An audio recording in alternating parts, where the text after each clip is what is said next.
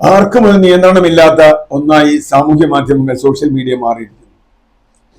പ്രത്യേകിച്ചും സ്ത്രീകൾ ആണെങ്കിൽ, അവർ കുറച്ച് ചെറുപ്പക്കാരികൾ കൂടിയാണെങ്കിൽ അവർക്കെതിരെ വരുന്ന ആരോപണങ്ങൾക്ക് കയ്യും കണക്കുമില്ല. അവർക്കെതിരെ വരുന്ന അധിക്ഷേപങ്ങൾ, അതും ലൈംഗികമായ അധിക്ഷേപങ്ങൾ, അത് ഏറ്റവും അപമാനകരമാണ് ഒരു സമൂഹത്തിന്.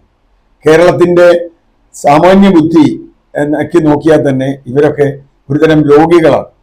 ഇതേ കമന്റ് ഇടുന്ന ആളുകൾ തന്നെയാണ് ഹണി റോസ് ആയാലും സണ്ണി ലയൺ ആയാലും വന്നു കഴിഞ്ഞാൽ ക്യാമറയുമായി അല്ലെങ്കിൽ മൊബൈലുമായി ചെന്ന് സെൽഫി എടുക്കാൻ നിൽക്കുന്നതും ഫോട്ടോ എടുക്കുന്നതും അവരുടെ പദചലനങ്ങൾ പോലും ഒപ്പിയെടുക്കുന്നതും ഒക്കെ. അപ്പൊ ഇതൊരു തരം ന്യൂറോ രോഗമാണ്, ഒരു ഞരമ്പ് രോഗമാണിത്. യഥാർത്ഥത്തിൽ ന്യൂറോസിസ് എന്ന് പറയാവുന്ന ഒരു രോഗമാണ്. ഈ രോഗത്തിന് എന്താണ് ചികിത്സ? യഥാർത്ഥത്തിൽ സ്ത്രീകൾക്കെതിരായി അല്ലെങ്കിൽ അതുപോലെയുള്ള ആളുകൾക്കെതിരായി, പ്രത്യേകിച്ചും അതിജീവിതകൾക്കെതിരായി വലിയ തോതിൽ ആക്രമണം മുമ്പുണ്ടായിട്ടുണ്ട്. ഏത് അതിജീവിതയെ?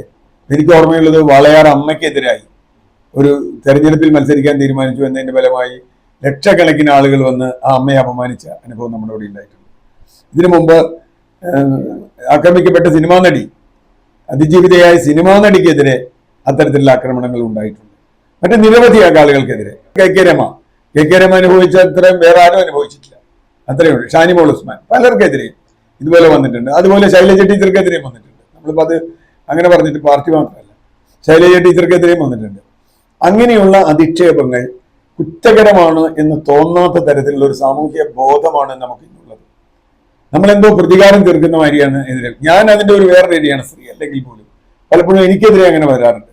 അത് നമ്മൾ പിന്നെ അത് സ്വാഭാവികമായി ഒരു പുരുഷനാണ്, ലൈംഗികാധിക്ഷേപം വന്നാലും അങ്ങനെ വരൂല്ല. അവരെ സ്ത്രീകൾക്കെതിരെ അതല്ല, അവരെ മാനസികമായി തളർത്തുന്ന തരത്തിലാണ് ഇത് വരിക. അത് ചില ആളുകൾ വളരെ ബോധപൂർവം കരുതിക്കൂട്ടി ഇത്തരത്തിൽ ആക്രമണം നടത്തുന്നവരുണ്ട്. അങ്ങനെ ആക്രമണം നടത്തുന്ന ആളുകൾ ശിക്ഷിക്കപ്പെടേണ്ടതാണ്. പക്ഷെ നമ്മുടെ കാഫിർ ഷോട്ട് പോലെ ആവരുത്. കാഫിർ ഷോട്ട് ഇപ്പൊ എന്താ നമുക്കറിയില്ല. എത്ര കാലമായി കാഫിർ ഷോട്ടിന്റെ ഇത് വന്നിട്ട്? അങ്ങനെ ഒരാളെ അറസ്റ്റ് ചെയ്ത് അന്വേഷണം നടത്തിയിട്ട് ഒരു കാര്യമില്ല. എന്താണ് സംഭവിച്ചത്? കാഫിർ ഷോട്ട് ഇട്ട ആളാരാന്ന് ഇപ്പൊ ആർക്കെങ്കിലും അറിയോ? ആർക്കും അറിയില്ല. 6 മാസമായിട്ട് നമ്മുടെ സൈബർ സൈന്യം പോലീസ് അന്വേഷിച്ചുകൊണ്ടിരിക്കുക, കിട്ടിയിട്ടില്ല. ഹണി റോസിനെതിരായി ഇങ്ങനെ ആക്രമണം നടത്തിയ 30 പേർക്കെതിരെ കേസെടുത്തിട്ടുണ്ട്. ഒരാളെ അറസ്റ്റ് ചെയ്ത് ജാമ്യത്തിൽ വിട്ടിട്ടുണ്ടെന്ന് പറയുന്നു.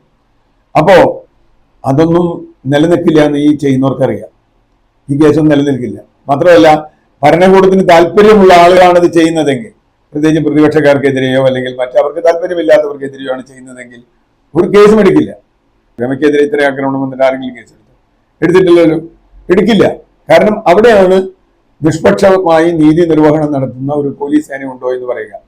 നമ്മുടെ സൈബർ കുറ്റകൃത്യങ്ങൾക്ക് കാര്യമായ ഒരു ശിക്ഷയും കിട്ടില്ല എന്ന് ഈ കുറ്റവാളികൾക്ക്, ഈ കുറ്റം ചെയ്യുന്നവർക്കൊക്കെ അറിയാം. അത് എങ്ങനെയാണ് അവസാനിപ്പിക്കുക?